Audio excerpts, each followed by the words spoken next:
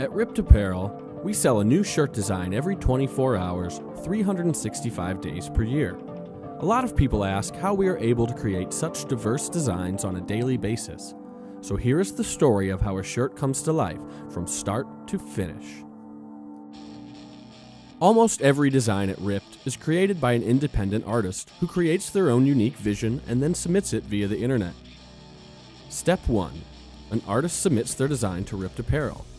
For every garment that is sold with an artist's design on it, that artist earns $1 for their 24-hour sale period. Artists also retain the rights to their work after the day of sale, so it's a win-win situation for everyone. Step 2. The RIPT staff reviews potential art and then chooses the designs that they feel have the most potential. Step 3. The digital files must be separated by color into black and white files. Step 4. The individual files must be printed onto clear vellum, which will later be used to make the screens in the RIPT basement.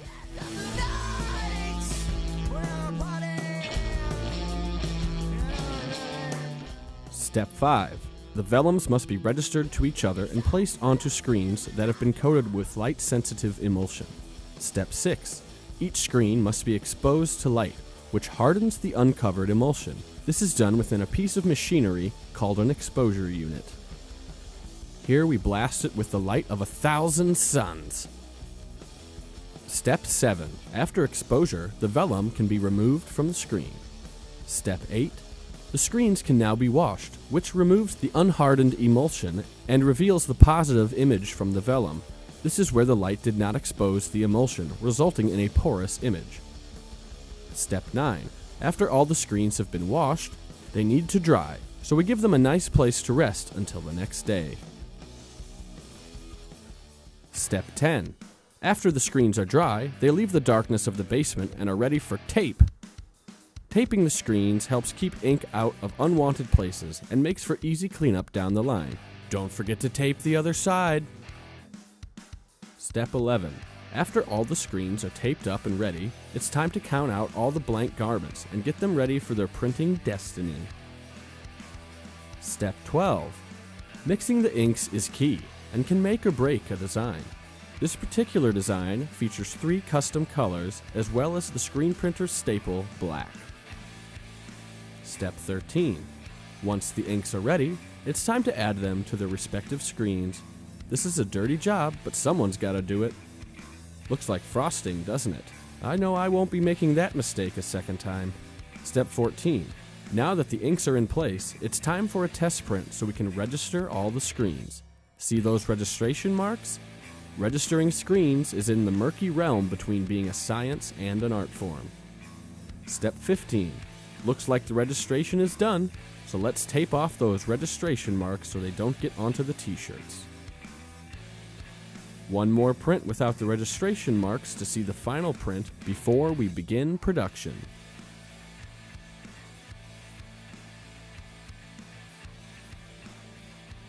Looks good. Step 17. And then of course, time to play some pinball. Step 18. Finally, at step 18, we are printing t-shirts. Talk about a lot of prep work. Printing is a 2-man operation, one to load the shirts, another to remove them. And then step 19, place them on the dryer. The ink on the shirts does not dry until it reaches 320 degrees Fahrenheit.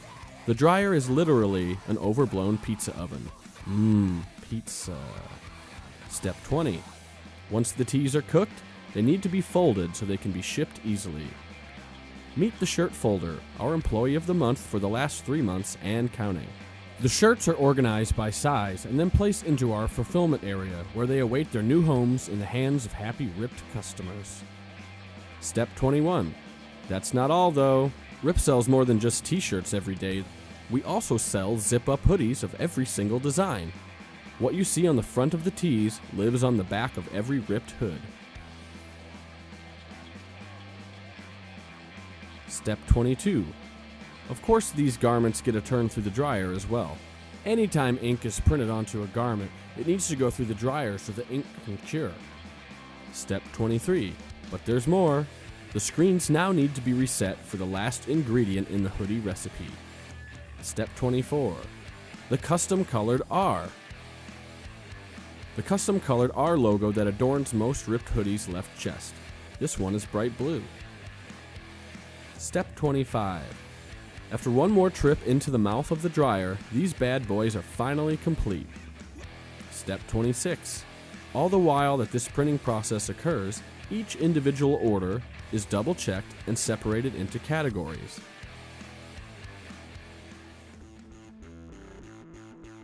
Step 27. Then the finished product is packed up with a little bit of love and ready to ship via USPS.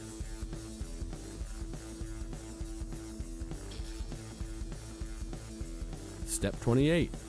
But we're not done here at the shop. Oh no, it's cleanup time.